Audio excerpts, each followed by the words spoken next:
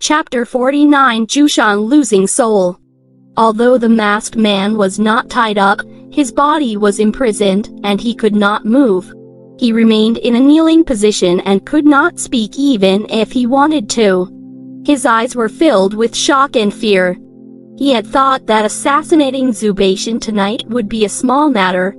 After all, the defense of the Duke's estate was not strong.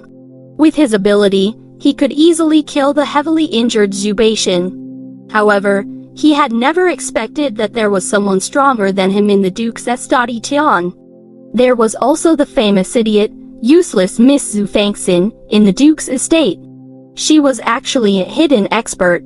That was still fine. At most, he needed to make some more preparations to kill Xue Fanxin next time, so he chose to run.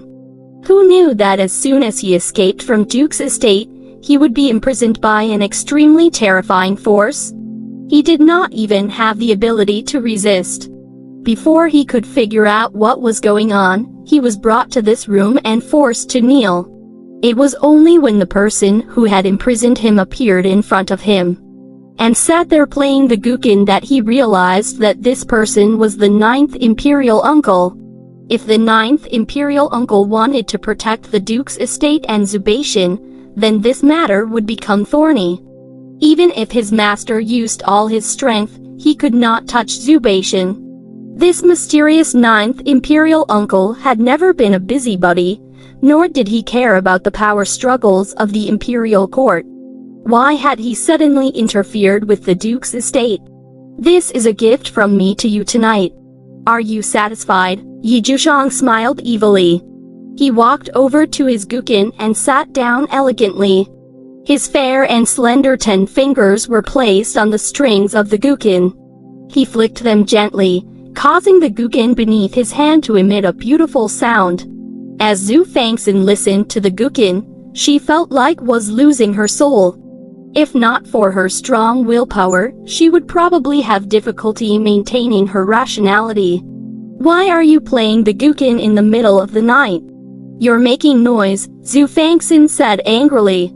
However, Jiushang thought nothing of it, and continued to sit there. He stroked the guqin elegantly and said with a mysterious smile, "This guqin is called Jiushang, and the tune is called Losing Soul." Jiushang Losing Soul, black mixed with white, enemies and friends unknown. It is difficult to distinguish between good and evil. Jiushang, the Jiushang guqin, you actually used your own name to name the guqin.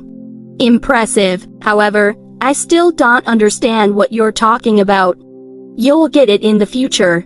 Now, you can interrogate the gift I gave you. Xue Fanxin was confused. She could not follow Jiushang's actions at all.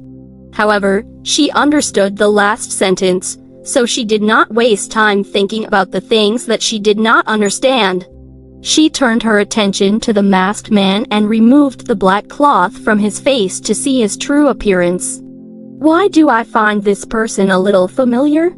Although she could not remember who this person was for a moment, the host's memory seemed to have a shadow of this person. It was a little blurry, though, and she could not remember him. He's from the Imperial Preceptor's estate. His name is Kintai, and he's a big shot by the Imperial Preceptor's side.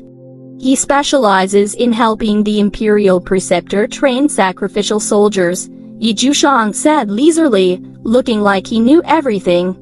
With Jiushang's reminder, Xue Fanxin finally remembered this person. About a year ago, the host and Xue Fanxin had attended the palace banquet and bumped into him.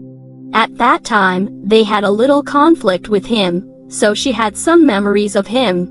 Kintai was from the Imperial Preceptor's estate. Did this mean that the mastermind behind the assassination of Xue Fanxin today was the Imperial Preceptor?